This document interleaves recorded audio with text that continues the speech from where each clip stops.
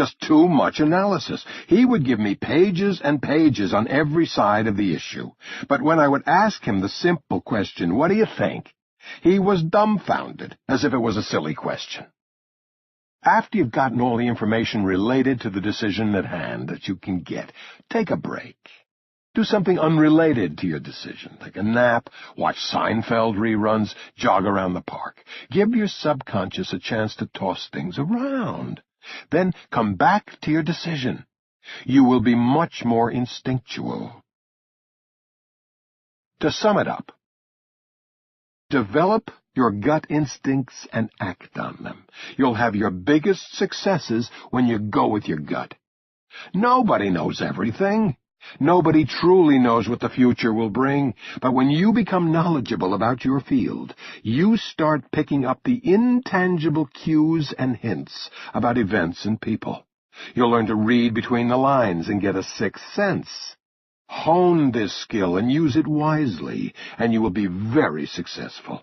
Sure, study all the facts, and rationally analyze every situation before acting, but when it's time to decide, go with your gut. Points to remember. You need really good instincts to make the best decisions. With experience, you can learn to go with your gut. When you shake hands with somebody, you make a deal, so keep your word.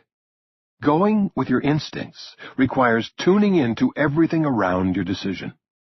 Use instinct to perfect timing. Get all the facts, then go with your gut.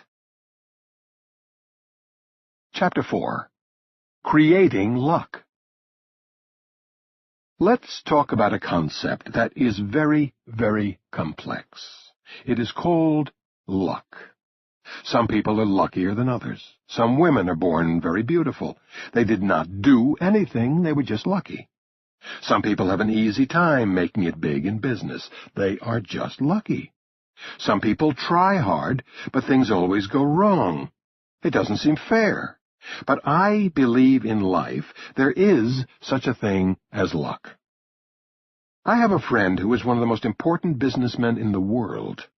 He says, "Donald, there is no such thing as luck. You make your own luck." I said, "Really? You had two great parents, and you were born in the greatest country in the world. Don't you think that's lucky? You were born with a great brain. You're very smart. Don't you think that's lucky?" "I'm telling you, you make your own luck." I said, "That's wrong. Some people are just lucky." He's stubborn, and I cannot talk him out of it. But the fact is, some people are luckier than others. For instance, Billy, a very close friend of mine, is very unlucky. He is accident-prone. I called him not too long ago and said, "How are you?" He said, "Not good." "Oh," I said, "what the hell's wrong with you?" "I broke my shoulder." "You broke your shoulder? How did you break your shoulder? What are you, a football player?" He said, "No, I was in an accident. I fell down the stairs and I broke my shoulder. Oh, I'm in such pain." As it turns out, the guy was in the hospital. When I went over to see him, he was lying there groaning. His wife was crying. Everything was a mess. I said, "Billy, you're going to get out and you'll be just fine." 3 weeks later, he left the hospital. While riding home, he got into an automobile accident. A huge truck rammed into one of the big pillars that hold up the signs over the Long Island Expressway, and the sign fell down on top of Billy's car. Who ever heard of such a thing? He had to go back to the hospital. Some people are luckier than others. About 10 years ago, I almost got blindsided by a deal that would have put me in the poorhouse. I was really hot about buying a newspaper. I was extremely excited. I had negotiated what I thought was a great deal and would make me a lot of money. I went around telling everyone I knew how great this deal was. The closing was all set when I unexpectedly came down with a wicked case of the flu. I felt terrible. It was so bad that I called the sellers and told them we would have to postpone the closing until I was better. This was very unusual. I never get the flu. It's been 10 years, and I haven't been sick a day since then. As it turned out, the seller called me back and told me he was selling to another buyer.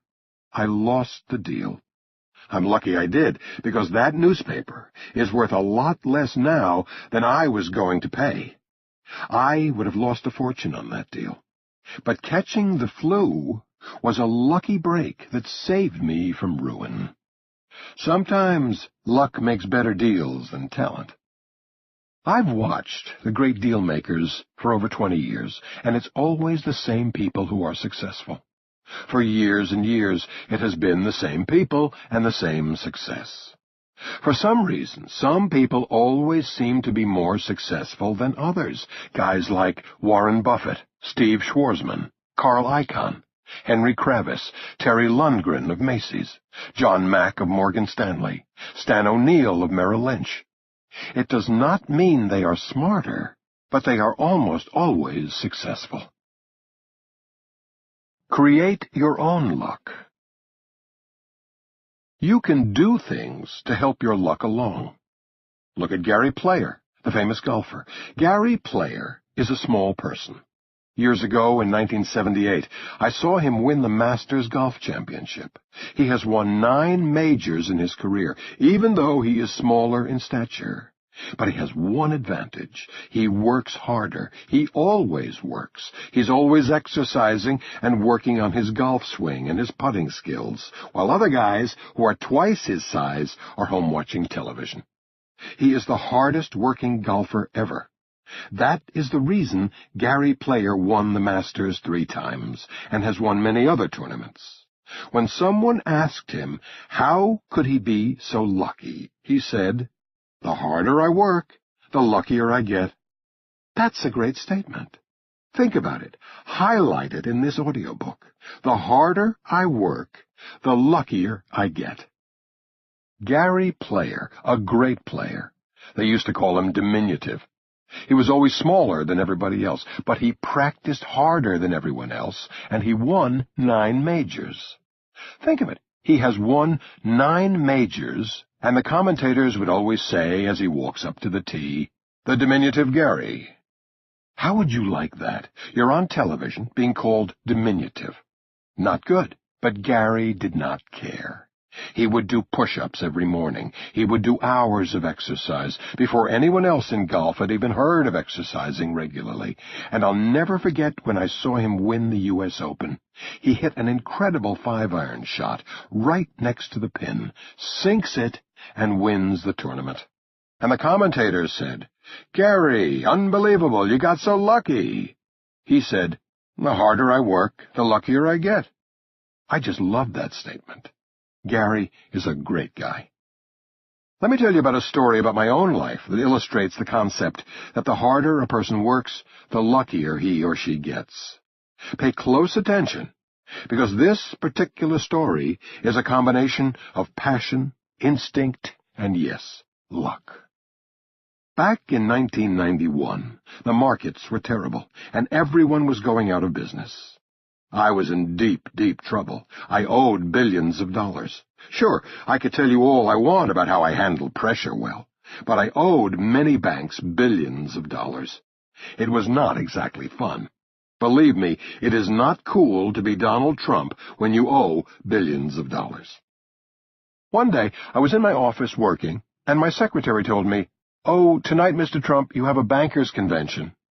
The black-tie dinner, which I usually attend, was being held at the Waldorf Astoria Hotel for 2,000 people in the banking industry. When you are in bad times, you do not have the same energy or spirit you have when things are booming. Instead of going out with a bunch of bankers, I wanted to go home and watch a football game on television. I was tired. I had had a terrible day, with banks coming at me from 15 different angles. And there was one bank in particular that was worse than any of the others. The guy in charge of collecting the loans was mean and nasty. He was putting everybody out of business. He forced 37 real estate people in New York City into bankruptcy by calling in their loans. I owed him around $149 million, which was one of my smaller loans, and I was next on his list.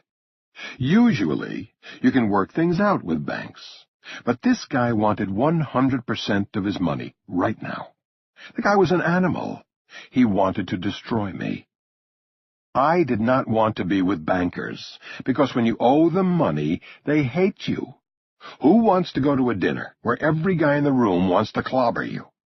All the bankers to whom I owed money would be there. It was a cold and rainy night, and I could not take my limo because it would be very uncool to show up at a bankers' meeting riding in an expensive limo when I owed billions. I was already very tired. When my secretary told me that I had to go to the Waldorf Astoria, I said, "I'm not going." I went home. But when I got home, I got a second wind, and I said, "You know what? I think I'll go." At the last moment, I put on my tuxedo and went. There were no available cabs, so I had to walk to the hotel, 10 blocks from Trump Tower, in the freezing rain. By the time I got there, I was soaked. I felt then as if I had reached my lowest point. But I went because it was my job. When I got there, I sat down at a table. There was a banker on my left, a nice guy named Stephen. I said, "Hello, Stephen, how are you?" Obviously, I did not owe him any money because he was very nice to me. It is easier when you do not owe money. Very nicely, he said, "Hello, Donald." Then I turned to the guy on my right, and I said, "Hello," and he just grunted and gave me a dirty look. Then Stephen said, "I don't think that guy likes you very much, whoever he is." I did not know the man. He did not even give me his name. He was just an angry person. I continued talking to Stephen for a little while. After a few minutes, I tried to talk to the guy on my right again, but it was no use. It was like talking to a stone wall. He made it very clear that he had no use for me. It got really intense. I was miserable because I hated being in the position where I owed money to just about every banker in New York. That